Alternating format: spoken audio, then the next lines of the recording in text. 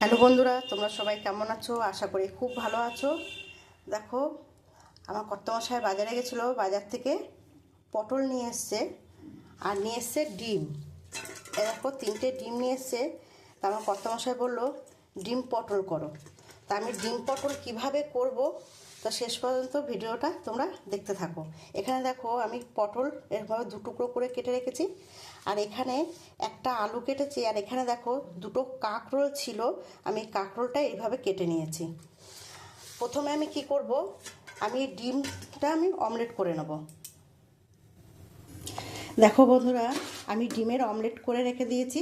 এবার কড়াইতে তেলটা গরম হয়ে গেছে, আমি পটলটা একটু লাল লাল করে ভেজে নেব।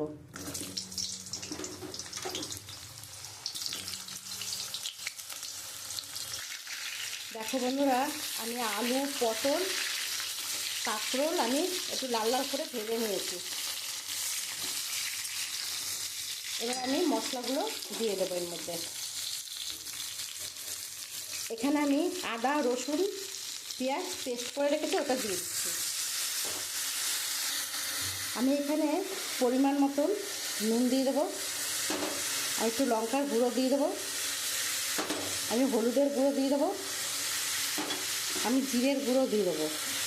আমি খুব ভালো করে মশলা দিয়ে আমি খুব ভালো করে কষিয়ে দেবো।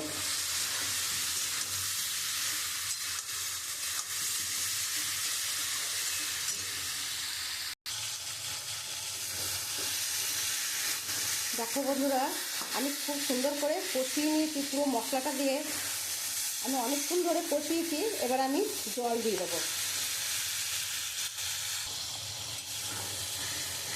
আমি এবার পরিমাণ মতন জল দিয়ে দিয়েছি।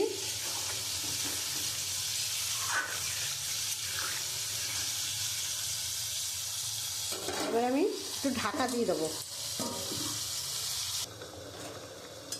দেখো বন্ধুরা, আমার আলু গলে গেছে, আমি এবারে নামিয়ে দেবো। দেখো বন্ধুরা, আমি কড়াইয়ের মধ্যে একটু তেল দিয়ে দিয়েছি, আমি ওই তেলের মধ্যে শুকনো লঙ্কা, তেজপাতা আর জিরে ফোড়ন দিয়ে দেবো। আমি এবারে এই তরকারিটা আমি কড়াইতে ঢেলে দেবো, যেহেতু আমি ফোড়ন দিইনি, এখন আমি ফোড়ন দেবো। আমি তরকারিটা ফোড়ন দেওয়া হয়ে গেছে, আমি এবারে ডিমগুলো দিয়ে দেবো।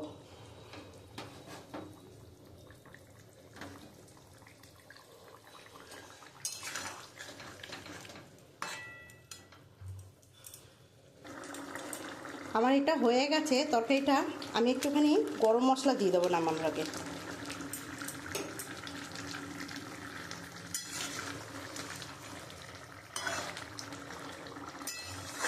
এবার আমি নামিয়ে দেবো।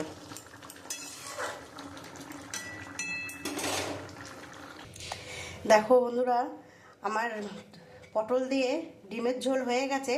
যদি আমার এই রান্নাটা তোমাদের ভালো লাগে, তাহলে একটা লাইক, কমেন্ট, শেয়ার করে দিও।